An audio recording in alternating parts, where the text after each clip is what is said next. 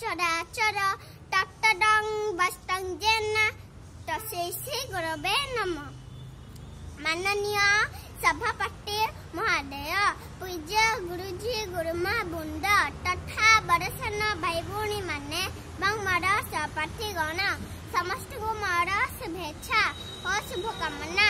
मुझे नंद घोषांडे पढ़ुछि। आज हूँ सेप्टेम्बर 5 तारीख पवित्र गुरु दिवस। आज यही दिन में मत कि कहवाक सुजोग मिलथिबारु मु निजको धन्य मन करुछि। आज हूँ डॉक्टर सर्वपल्ली राधाकृष्ण जन्मदिन। से जड़े महान गुरु थिले।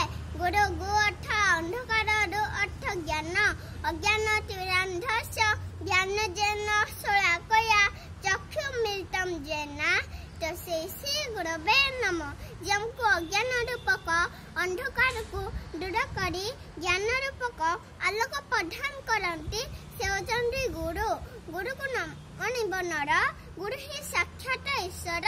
तुमेव माता च पिता तुमेव बंधु ज सखा तुमेव विद्या द्रविणं तुमेव सर्व मम देव।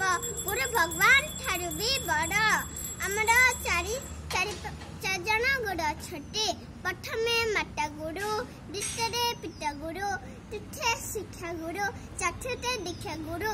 गुरु सर्वदा मंगलमय। मैं एति कही मो भाषण को शेष कर। नमस्कार।